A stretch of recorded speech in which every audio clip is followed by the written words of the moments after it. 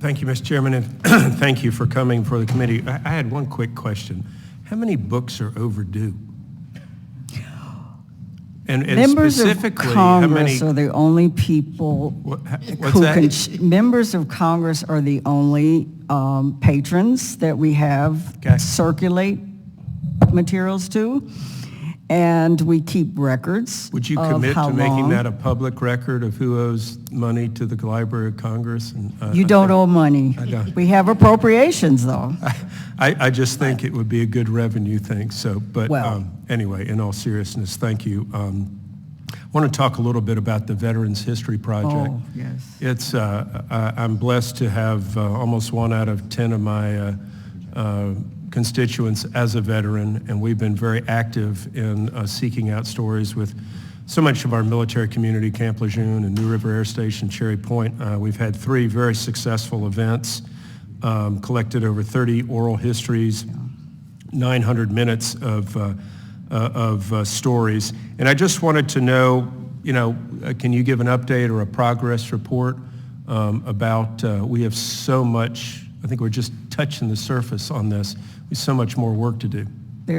We have approximately 117,000 collections, and we've migrated the legacy database to a more modern form, and we are really looking at having a more robust website and making it easier for veterans and their families to record and submit their oral histories. And so that's a major initiative that we are working on. So we want to do more with members of Congress in terms of the workshops. We have staff that will come into districts and do that. So our district has a quarter of them, essentially. That's of right. The ones that have been collected. And we definitely, and there's certain engagements that we are very interested in, more recent engagements, veterans, and of course the Vietnam era is one that's if I may make one suggestion, I do think we need to decrease the bureaucracy of it a little bit. It's a little bit onerous. I actually tried to do it for my own family,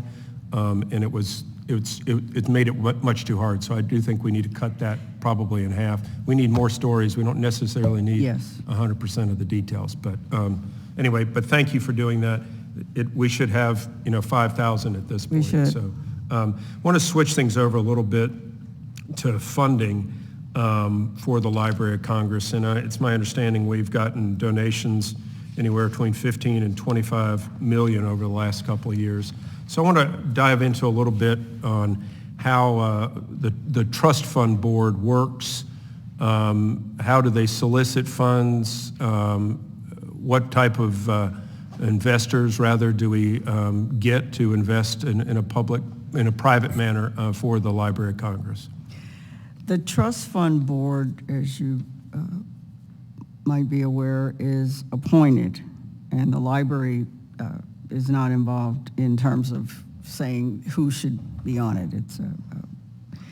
And so they manage the library's funds.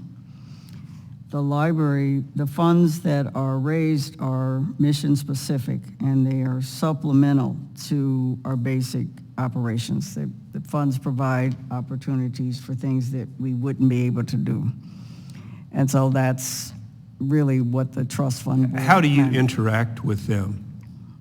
We give reports. They work with the trust fund manager, a management company that the board vets and hires to manage the funds, and they work with our Office of Do you Financial submit Services. A wish list to them to say, hey, we'd like these things, and then it's their job to try to help fund them? No, they do not try to help. They do not solicit funds. The library has a development office that submits proposals and things like that. They basically manage the funds of the library.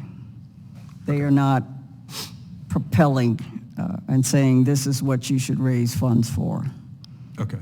All right. Thank you, Mr. Chairman. You're back.